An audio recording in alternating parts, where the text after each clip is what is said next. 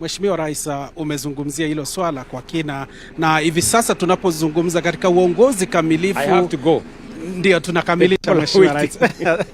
Katika uongozi kamilifu lazima kuna wale wanaunga mkono na kuna wale ambao wanapinga miradi mbalimbali. Labda viongozi ambao wako katika mradi huu na miradi mingine, ungependa kushirikiana nao kivipi, au mpango upi uko nao katika kufanikisha miradi kama hii? Umesema vizuri. Ndio. Kuna wale wanaunga mkono. Ndio. Kuna wale wako na maoni tofauti. Na kuna wale wanapinga. Shida niliyoko nayo ni kwamba wale ambao wako sasa hawana maoni tofauti, ni wakupinga. You know? Wanapinga SHA, hawana maoni tofauti. Wanasema turudi ile ya NHIF ambayo ilikuwa na watu milioni 7. Tumefikisha watu milioni 27. Wanasema turudi ile ya zamani. Wanapinga funding model. Wanasema turudi ile ilikuwa imefunga universities zetu karibu 20 ilikuwa bankrupt. Wanasema turudi huko.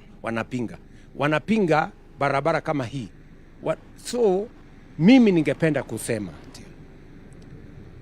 ni Kenya ni nchi ya demokrasia.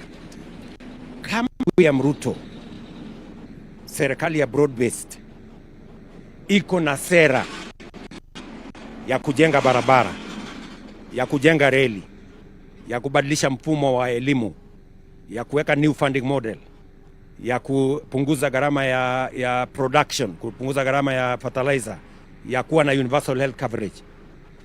Tafadhali tafuta sera mbadala, uzia wa Kenya.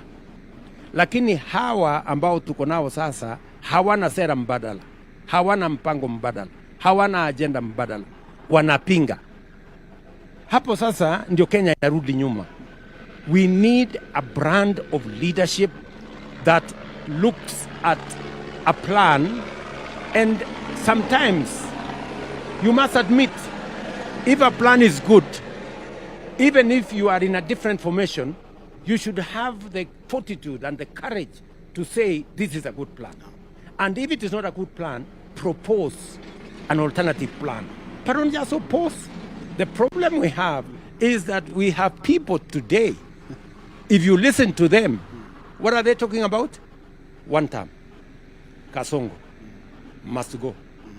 What is Kasongo? One term must go. What is it about? It's about William Ruto. It's about a person. It's about the next election. You know, that is how we fail as a nation.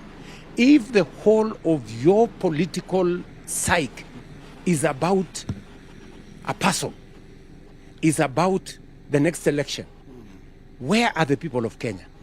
Where is the next generation? I would want to persuade colleagues, leaders like myself, in other formations, please, this is our country. Let us make it better. If you think my plan is good, develop a better one and tell the people of Kenya. Let us avoid the politics of ethnicity. Let us avoid the politics of personality cults. Let us avoid the politics of division and negativity. This is our country. We will either rise or sink together. So don't think that if you sink William Ruto or if you sink the next guy, you will be anywhere. Let us be positive about Kenya. Even if you don't like the next guy, think about your country. And therefore, I'm asking leaders, and I am prepared, I am willing to work with leaders from across the divide. I have said, I have discussed the plan I have with members of parliament, governors, citizens from across the political divide. I have discussed this plan with the former prime minister. I have discussed this plan with the former president. I have discussed this plan with whoever is willing to listen to what I have to say.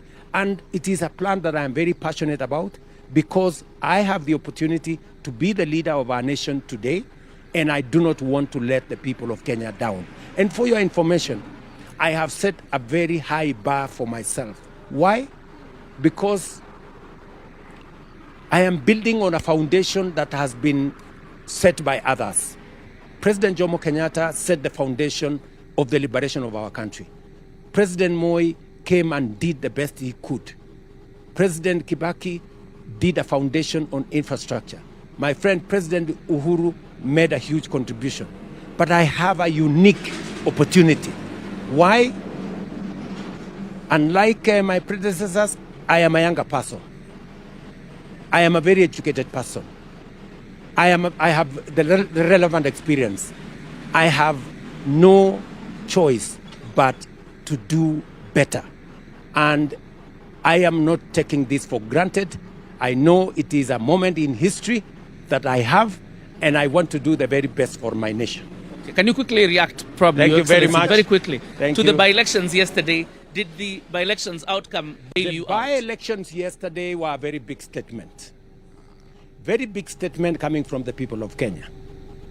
That the people of Kenya are focused on the team that has an agenda, that has a plan, and that has a vision for Kenya.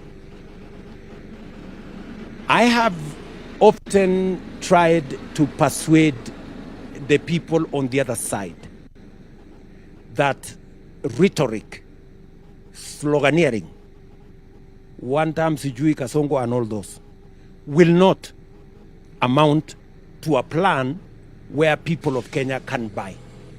The people of Kenya are very intelligent people. They can make a difference between the team with a plan and the team without. And yesterday, they sent a very powerful message. And I hope the people on the other side are listening.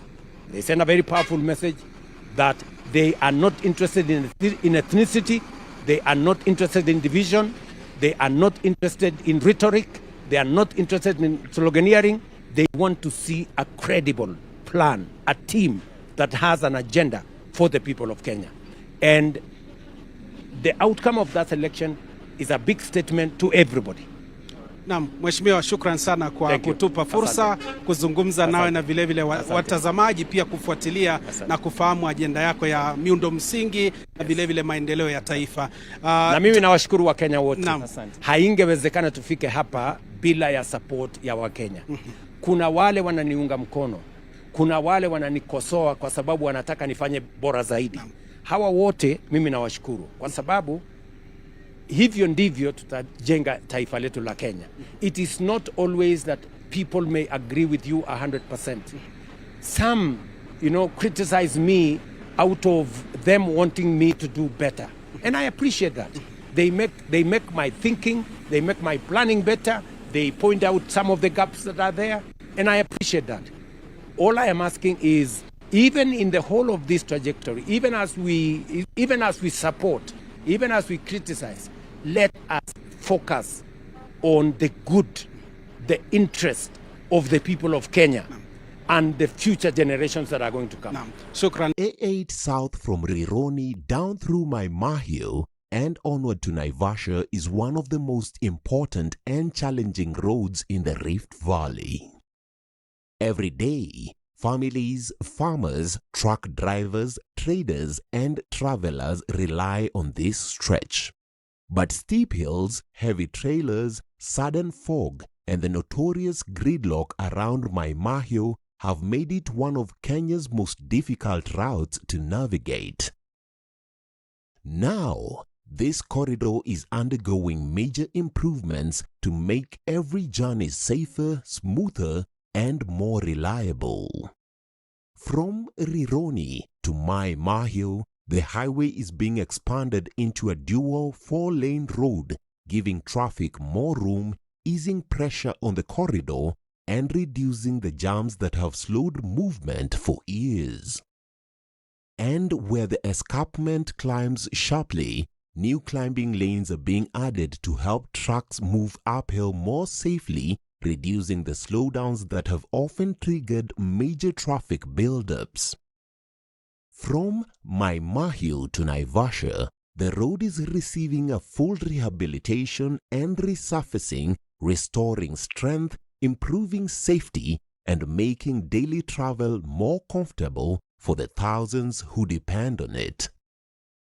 Across the A8 South, 2 toll stations, better drainage, brighter lighting, clear signage, and enhanced safety measures, especially in the fog-prone and steep areas, are bringing this critical route up to modern highway standards. Rironi, Mai Mahiu, Naivasha, a safer, stronger, more reliable A8 South Belt to ease gridlock, support trade, and keep people moving across the Rift Valley.